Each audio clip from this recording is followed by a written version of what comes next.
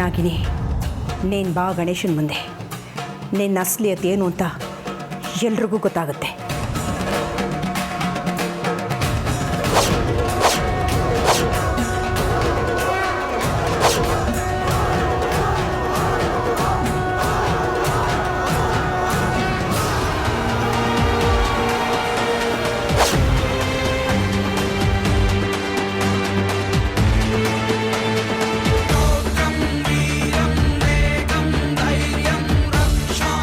ದೇವ್ರೆ, ನನ್ನನ್ನು ಕಾಪಾಡು. ಈ ಪರೀಕ್ಷೆಗೆ ನನ್ನನ್ನು ಒಡ್ಬೇಡ.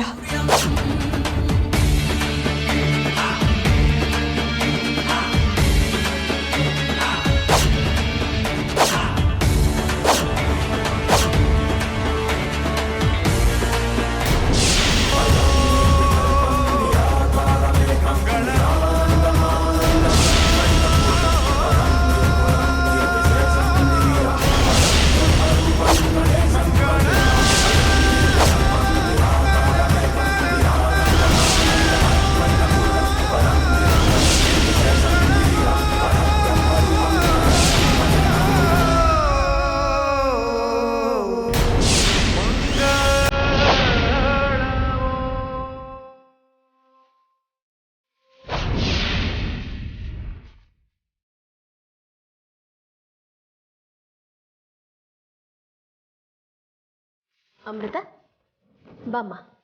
ಸರಿ ಅತ್ತೆ.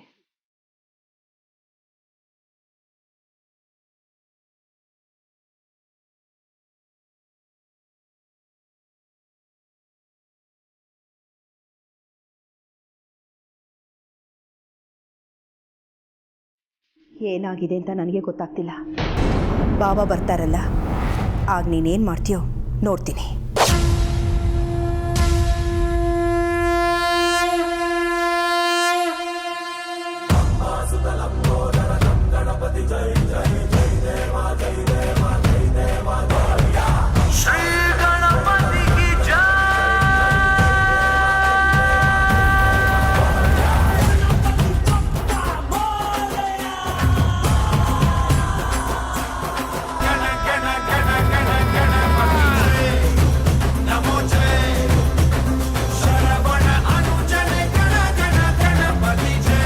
ಅರ್ಜುನ್, ಕರಣ್, ಹೋಗಿ ಗಣಪತಿನ ಕದಲಿಸಿ ವಿಸರ್ಜನೆ ಮಾಡಿ. ಗೌರಿನ ಮರಿಬೇಡಿ.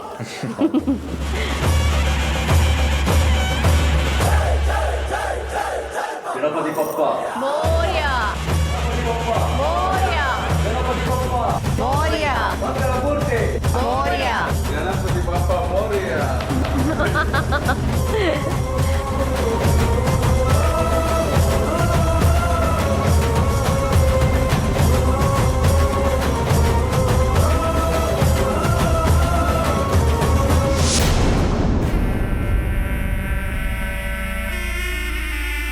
ವಿಷ್ಣು, ನಿನ್ನ ಫೋನ್ ಬಂದಿದೆ. ಯಾರಂತಮ್ಮ? ನನಗೆ ಗೊತ್ತಿಲ್ಲ ಕೊಡು. ಹಲೋ,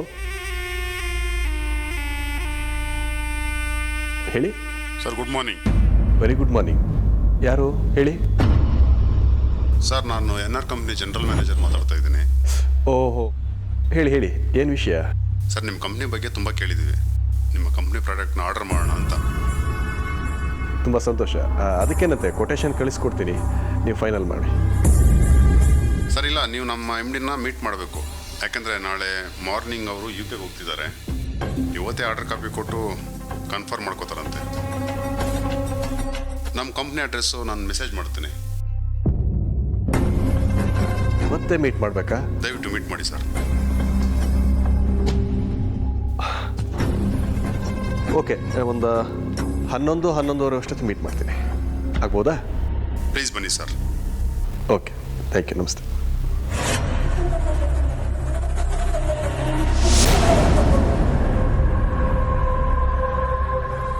ಯಾರು ಫೋನ್ ಮಾಡಿದ್ದು? ಯಾವುದೋ ಕಂಪ್ನಿಯವರು.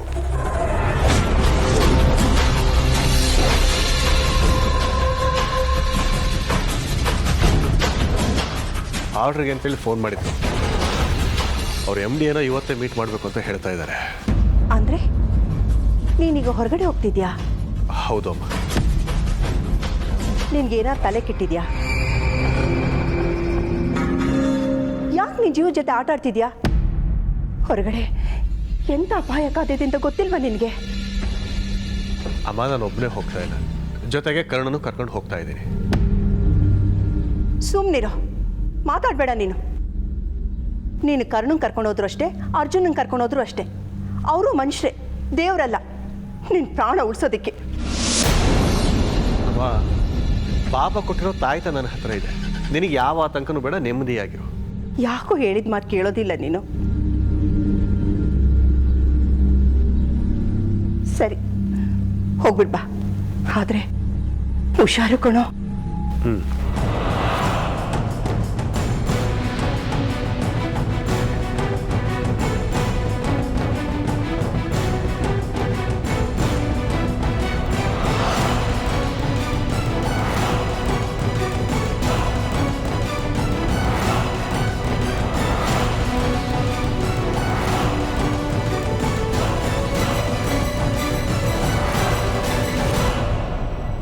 ಅಪ್ಪ, ಏನೋ ಬರಕ್ಕೆ ಹೇಳಿದ್ರಂತೆ. ನೀನು ಬೇಗ ರೆಡಿ ಆಗಿಬಿಡು.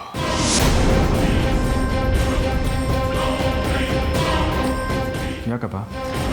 ಒಂದು ಕಂಪ್ನಿದು ಆರ್ಡ್ರ್ ಬಂದಿದೆ, ಆ ವಿಷಯವಾಗಿ ಮಾತಾಡ್ಲಿಕ್ಕೆ ಹೋಗ್ತಾ ಇದ್ದೀನಿ. ಜೊತೆಗೆ ನೀನು ಬರುವಂತೆ. ಸರಿ.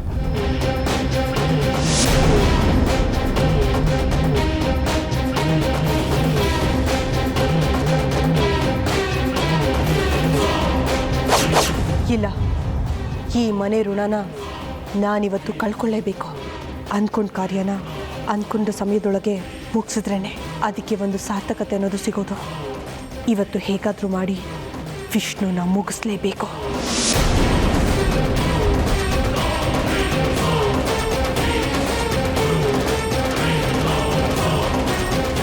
ಬಾವಾ,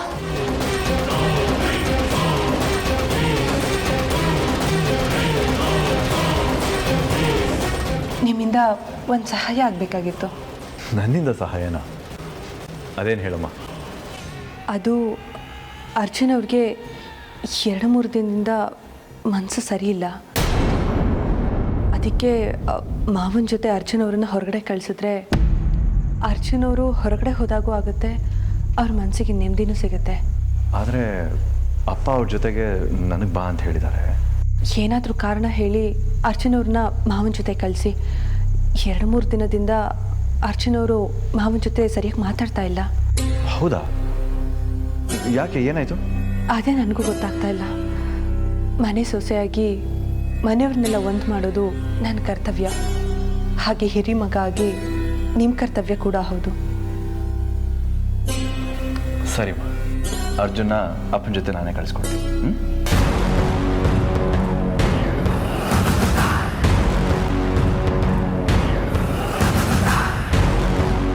ಇಲ್ಲಿ ತನಕ ನಾನು ಅಂದ್ಕೊಂಡಾಗೆ ಆಗ್ತಾ ಇದೆ. ಇನ್ನು ಮುಂದೇನೋ ಹಾಗೆ ಆದರೆ ಇವತ್ತು ವಿಷ್ಣು ಕತೆ ಮುಗ್ದ ಹಾಗೇನೆ.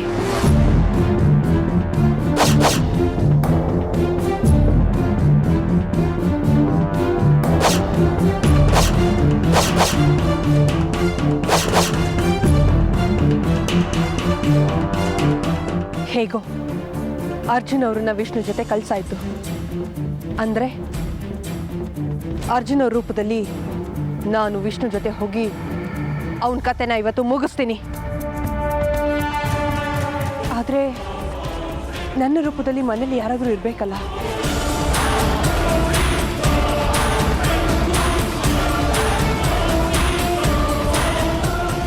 ಶೇಷ, ಶೇಷ,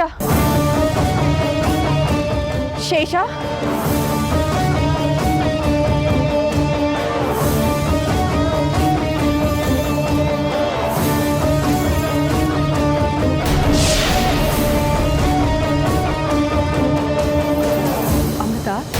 ಇದಕ್ಕಿದ್ದಾಗೆ ನನ್ನ ನೆನಪಿಸ್ಕೊಂಡು ಕಾರಣ? ಈಗ ನಿನ್ನ ಸಹಾಯ ನನಗೆ ಅನಿವಾರ್ಯ ಶೇಷ. ಹೇಳು ಅಮೃತ, ನಾನು ನಿನ್ಗೇನು ಸಹಾಯ ಮಾಡಲಿ? ಇವತ್ತು ಆ ವಿಷ್ಣು ಹೊರಗಡೆ ಹೋಗ್ತಾ ಇದ್ದಾನೆ. ಅವನನ್ನ ನಾನಿವತ್ತು ಮುಗಿಸ್ತೀನಿ. ಅದಕ್ಕೆ ನಾನು ನಿನಗೆ ಸಹಾಯ ಮಾಡಬೇಕು ಅಲ್ವಾ?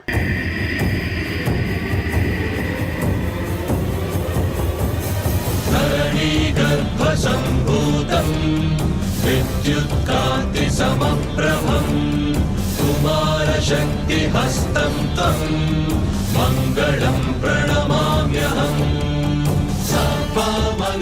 ತುಂಬ ಚೆನ್ನಾಗಿ ಯೋಚನೆ ಮಾಡಿದ್ಯಾ ಅಮೃತ. ಈ ಸಲ ವಿಷ್ಣುನ ಯಾರಿಂದಾನೂ ಉಳಿಸೋದಕ್ಕಾಗೋದಿಲ್ಲ, ಹಾಗೆ ಅವನಿಗೆ ನಿನ್ನಿಂದ ತಪ್ಪಿಸ್ಕೊಳ್ಳೋದಕ್ಕೂ ಆಗೋದಿಲ್ಲ ಅಮೃತ. ಶಿವ ಶಿವ ಶಿವ ಶಿವ ಶಿವ ಶಿವ ಶಿವ ಶಿವ ಶಂಕರ ಹರ ಹರ.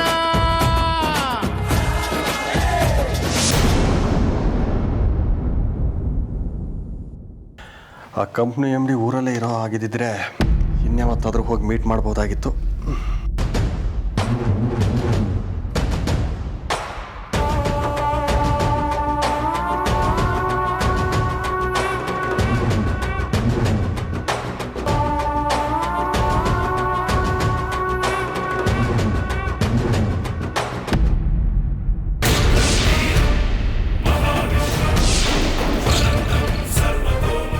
ಈ ಹೊಸ ತಾಯ್ತಕ್ಕೂ ಹಿಂದಿನಂತೆ ಶಕ್ತಿಗಳನ್ನು ತುಂಬಿಸಿದಾನೆ ಆ ಭೈರವ.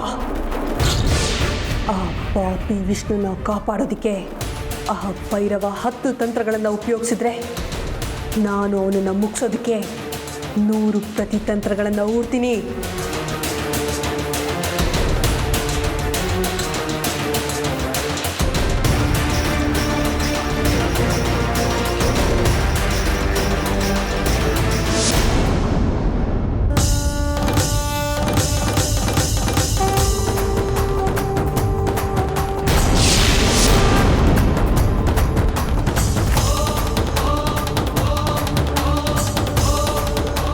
ವಿಷ್ಣು, ಇವತ್ತು ನನ್ನಿಂದ ನಿನ್ನನ್ನು ಉಳಿಸ್ಕೊಳ್ಳೋದಕ್ಕೆ ಯಾರಿಂದನೂ ಸಾಧ್ಯ ಇಲ್ಲ.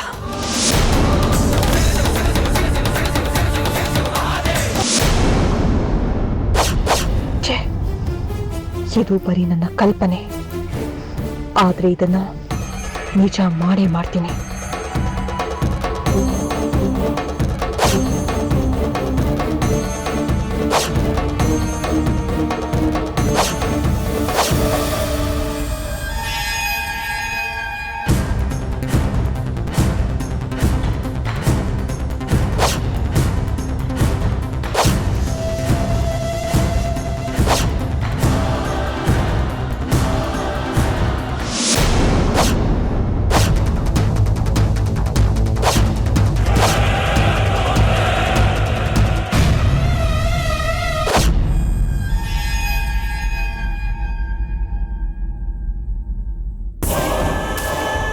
ಅಮೃತ, ಇಲ್ಲಿ ನೀನೇನು ಮಾಡ್ತಾ ಇದೆಯಾ? ಅಲ್ಲ, ನೀನು ಯಾಕೆ ಹೀಗೆ ಆ ತಾಯ್ತನ ದುರ್ಗುಡ್ಕೊಂಡು ನೋಡ್ತಾ ಇದ್ದೆ? ಅಲ್ಲ ಅತ್ತೆ, ಆ ನಾಗಿಣಿಂದ ಮಾವ ಉಳಿದಿರೋದೆ ಈ ತಾಯ್ತದಿಂದ, ಅದಕ್ಕೆ ಹಾಗೆ ನೋಡ್ತಾ ಇದ್ದೆ. ನೋಡು, ನಿಮ್ಮ ಮಾವನ ಬಗ್ಗೆ ಎಷ್ಟು ಕಾಳಜಿ ಇದೆ ಅಂತ ನಿಮಗೆ. ಅದು ಸರಿ, ನೀನೇನು ಮಾಡ್ತಾ ಇದೆಯಾ ನಮ್ಮ ರೂಮಲ್ಲಿ? ಅದು ಚಿಕ್ಕ ಮಾವ ಕಾಫಿ ಕುಡಿದಿರಲಿಲ್ಲ, ಅದಕ್ಕೆ ಕಾಫಿ ಏನಾದರೂ ಬೇಕಂತ ಕೇಳೋದಕ್ಕೆ ಬಂದೆ. ಅಲ್ಲ, ರುದ್ರ ಅವನ ರೂಮಲ್ಲಿದ್ದಾನೆ, ಅವನಿಗೆ ಈಗ ತಾನೇ ನಾನು ಕಾಫಿ ಕೊಟ್ಬಿಟ್ಟು ಬಂದೆ. ನೀನೇನು ಮಾಡ್ತಾ ಇದೆಯಾ ಇಲ್ಲಿ? ಸರಿ, ಹೋಗಲಿ ಬಾ, ತಡ ಆಯಿತು, ತಿಂಡಿ ರೆಡಿ ಮಾಡಬೇಕು. ಬಾ.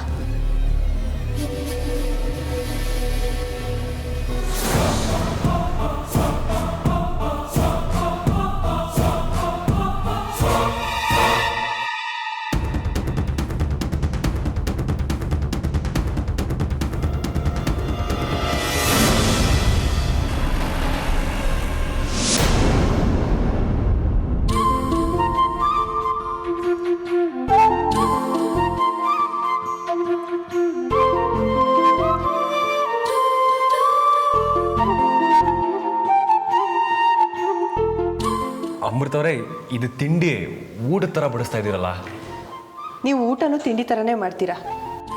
ಅಲ್ಲ, ಮಿತಿಯಾಗಿ ತಿಂದರೆ ಸಂತೋಷವಾಗಿರ್ಬೋದು ಅನ್ನೋ ನನ್ನ ಪಾಲಿಸಿ.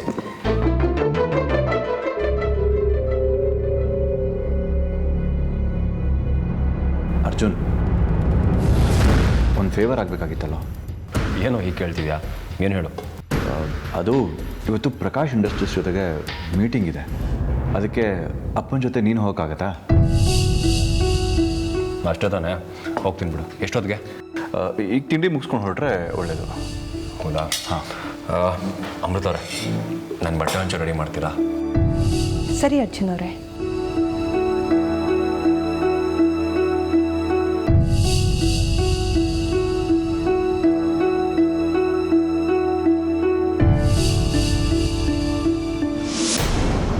ಆ ತಾಯ್ತಾ ಇರೋವರೆಗೂ ಆ ವಿಷ್ಣುನ ನಾನು ಏನೂ ಮಾಡೋದಕ್ಕಾಗಲ್ಲ. ವಿಷ್ಣು ಸಹಾಯಕ್ಕೆ ಆ ಭೈರವ ಬರ್ತಾನೆ ಅನ್ನೋದಕ್ಕೆ ಭೈರವ ಮನೆಯಲ್ಲಿಲ್ಲ. ವಿಷ್ಣುನ ಮುಗಿಸೋದಕ್ಕೆ ಇದೇ ಸರಿಯಾದ ಸಮಯ. ಏನು ಮಾಡೋದು? ಎಷ್ಟೇ ಯೋಚನೆ ಮಾಡಿದ್ರು ಏನೂ ಗೊತ್ತಾಗ್ತಾ ಇಲ್ವಲ್ಲ. ಮೂಷಿಕರಾಯ, ನಾನು ನೀನು ಆ ಜನ್ಮದ ವೈರಿ ಅನ್ನೋದನ್ನು ಮರೆತು ಹಿಂದೆ ನೀನು ನನಗೆ ಸಹಾಯ ಮಾಡಿದ್ದೆ. ಅದೇ ರೀತಿ ನೀನು ಇವತ್ತು ನನಗೆ ಸಹಾಯ ಮಾಡಿದ್ರೆ ನಿನಗೆ ನಾನು ಚಿರಋಣಿಯಾಗಿರ್ತೀನಿ.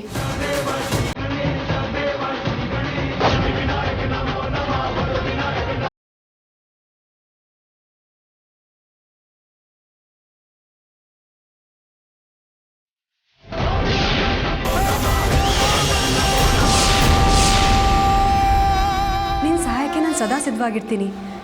ನಾನು ಏನು ಮಾಡಬೇಕು ಅನ್ನೋದನ್ನು ಹೇಳು. ಅದು ಶೇಷ, ನಾನು ಅಮೃತ ಅವರೇ, ಅಮೃತ ಅವರೇ. ಶೇಷ, ನೀನು ನಿನ್ನ ಮೂಲ ರೂಪಕ್ಕೆ ಹೋಗು.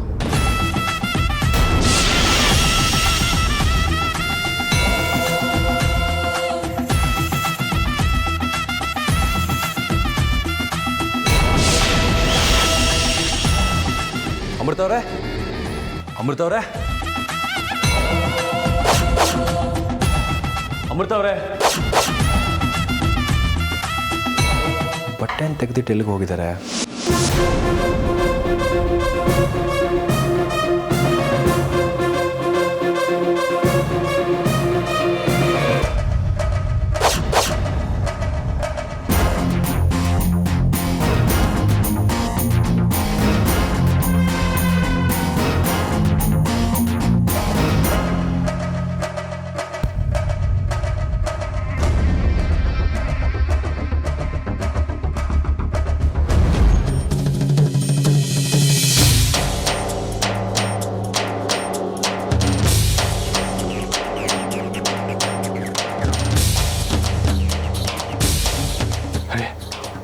ಏನಿದು ತಾಯ್ತಾ ಎಲ್ಲೋ ಹೋಯ್ತು?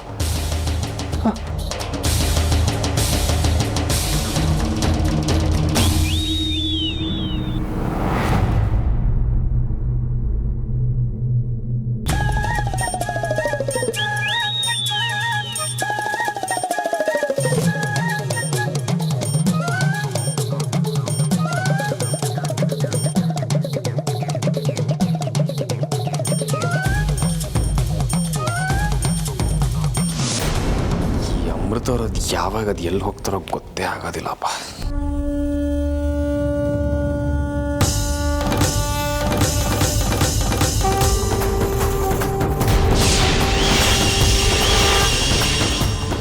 ಶೇಷ, ನಾನು ಅರ್ಜುನ ರೂಪ ಪಡ್ಕೊಂಡು ವಿಷ್ಣು ಜೊತೆ ಹೋಗ್ತೀನಿ. ನೀನು ನನ್ನ ರೂಪ ಪಡ್ಕೊಂಡು ಅರ್ಜುನವ್ರ ಜೊತೆ ಇರು. ಸರಿ ಅಮೃತ. ಇವತ್ತು ಸಮಯ ನೋಡಿಕೊಂಡು ಆ ವಿಷ್ಣುನ ಮುಗಿಸ್ಬಿಡ್ತೀನಿ. ಅದು ಹೇಗಾಗುತ್ತೆ ಅಮೃತ? ಅವನ ಕತ್ತಲ್ಲಿ ಆ ಭೈರವ ಕೊಟ್ಟಿರೋ ತಾಯ್ತಾ ಇದೆ. ಅದು ಇರೋವರೆಗೂ ನೀನಲ್ಲ, ಬೇರೆ ಯಾವ ನಾಗನೂ ಅವನು ಮುಗಿಸೋದಿರಲಿ ಅವನ ಹತ್ರ ಸುಳಿಯೋದಕ್ಕೂ ಸಾಧ್ಯ ಇಲ್ಲ ಅಮೃತ. ಹೌದು, ಅದು ನನಗೂ ಗೊತ್ತಿದ್ರು ಮತ್ತೆ ಯಾಕೆ ವ್ಯರ್ಥ ಪ್ರಯತ್ನ ಮಾಡ್ತಾ ಇದೆಯಾ? ಇದು ವ್ಯರ್ಥ ಪ್ರಯತ್ನ ಅಲ್ಲ ಶೇಷ.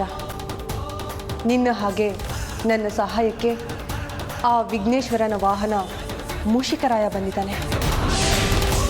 ಅಂದರೆ ಮೂಷಿಕರಾಯ ಆ ತಾಯ್ತನ ಅವನ ಕೈಗೆ ಸಿಗದಿರೋ ಹಾಗೆ ತಗೊಂಡು ಹೋಗಿದ್ದಾನೆ. ಈಗ ನಾನು ಅರ್ಜುನ ರೂಪದಲ್ಲಿ ಅವನ ಕೋಣೆಗೆ ಹೋಗಿ ನಾನೇ ಅವನನ್ನು ಹೊರಗಡೆ ಕರ್ಕೊಂಡು ಹೋಗ್ತೀನಿ. ತುಂಬ ಚೆನ್ನಾಗಿ ಉಪಾಯ ಮಾಡಿದ್ಯಾ ಅಮೃತ. ನೀನು ಯಾವುದೇ ಕಾರಣಕ್ಕೂ ಅರ್ಜುನ್ ಅವರನ್ನ ಕೋಣೆಯಿಂದ ಹೊರಗಡೆ ಬರೋದಕ್ಕೆ ಬಿಡಬೇಡ. ಆಯಿತು, ನೀನು ನಿರಾತಂಕವಾಗಿ ನಿನ್ನ ಕೆಲಸನ ಮಾಡು. ಅರ್ಜುನ್ ಅವರನ್ನು ನಾನು ನೋಡ್ಕೊಳ್ತೀನಿ. ಅಷ್ಟು ಮಾಡಿ ಸಾಕು.